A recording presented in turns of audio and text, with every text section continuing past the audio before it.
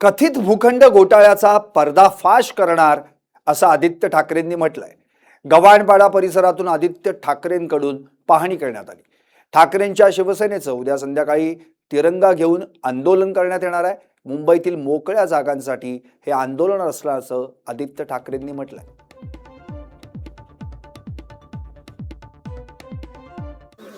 आणि मुंबईकरांना मीडियाच्या माध्यमातून आज पुन्हा एकदा आठवण करून द्यायला आलेलो आहे की उद्या संध्याकाळी 5 वाजता नेव्हिल डिसूजा फुटबॉल टर्फ इथे आम्ही सर्व मुंबईकर जमणार आहोत. वेगळ्या वेगळ्या पक्षांना मी आमंत्रण केलेलं आहे. सगळे NGO, सगळे मुंबईप्रेमी लोकांना, मोकळी मैदानं जे वाचवतात त्यांना सगळ्यांना आमंत्रण केलेलं आहे. कारण आपण पाहतोय गेल्या 4 वर्षांमध्ये मुंबईत जवळपास 17 ते 18 मोकळी मैदानं ही भाजपने ढापलेली आहेत. आज जिथे आलेलो आहे, ज्या आपण प्लॉटवर बसलेलो आहे, खरं तर हा प्लॉट इथेच पेट्रोल पंप पण होऊ शकतं, गॅस स्टेशन पण होऊ शकतं. आणि समोर जे स्पोर्ट्स कॉम्प्लेक्सचं रिझर्वेशन आहे ते न बदलता स्पोर्ट्स कॉम्प्लेक्सच राहू शकतं.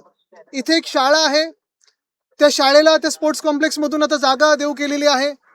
ठीक आहे, ते आम्ही समजू शकतो मोकळ्या मैदानासाठी केलं असेल, पण ते मोकळं मैदान शाळेचं आणि हे स्पोर्ट्स कॉम्प्लेक्स तसाच ठेवून इथे खरं तर पेट्रोल पंप, गॅस स्टेशन सगळं काही येऊ शकतं. आणि ज्या प्लॉटवर आपण बसलो जिथे खरं तर पेट्रोल पंपचंच रिझर्वेशन होतं, ते नंतर गॅस स्टेशनचं केलं. त्याचा ॲडव्हान्टेज हा आहे की हे हायवेला पण तुम्ही जोडू शकता. एखाद्या आतल्या गल्लीत मोठी जागा ढापून भाजपवाले पेट्रोल पंपच्या नावाखाली अजून काय काय करत आहेत आम्हाला माहीत नाही, कोणालाच माहिती नाही. पण एकंदर मुंबईत आपण पाहतोय की इथे मुलुंडमध्ये स्पोर्ट्स कॉम्प्लेक्सची जागा पेट्रोल पंप दाखवून पुढे ढापणार. पुढचे 10-12 प्लॉट्स असेच भाजपच्या वेगळ्या वेगळ्या संस्थांनी ढापलेले आहेत, भाजपच्या लोकांनी ढापलेले आहेत.